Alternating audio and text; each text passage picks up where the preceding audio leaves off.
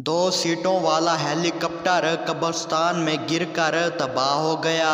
Government ने एक सरदार अफसर को तहकीकात के लिए भेजा। सरदार ने 2 घंटे बाद इत्तला दी 931 लाशें मिल चुकी हैं, मजीद खुदाई जारी है।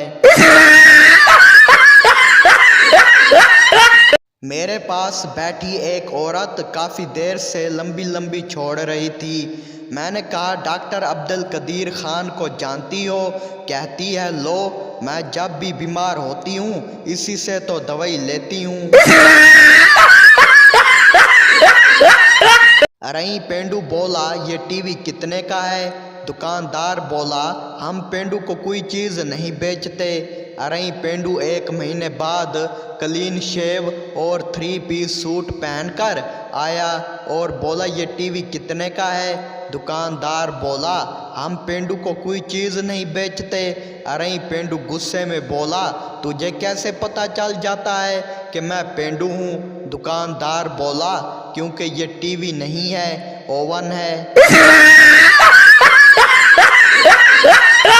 हमारी मस्जिदों में बुजुर्ग अगली सफ़ों में अमेरिका और यूरोप की तबाही और बर्बादी की दुआ मांग रहे होते हैं, जबकि पिछली सफ़ों में नौजवान उन्हीं मुल्कों के वीज़े की दुआ मांग रहे होते हैं।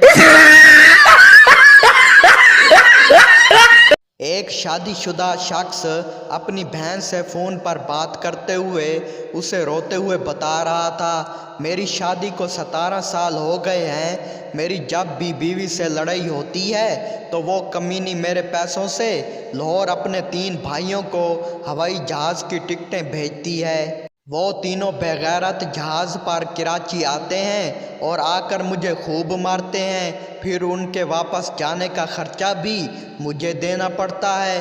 खुदा के लिए मुझे कोई तरीका बताओ, मेरा बहुत ख़र्चा हो रहा है। बहन बोली, तुम एक काम करो, लाहौर शिफ्ट हो जाओ ताकि आने जाने का ख़र्चा बच सके। पूरी दुकान की जुतियां चेक करने के बाद खतून को पसंद एक भी ना आई। वो बोली, भाई वो वाला डब्बा दिखाओ। दुकानदार हाथ जोड़ते हुए बोला, ओ बाजी माफ़ कर दे होन, ओ मेरी इफ्तारी वाला डब्बा है।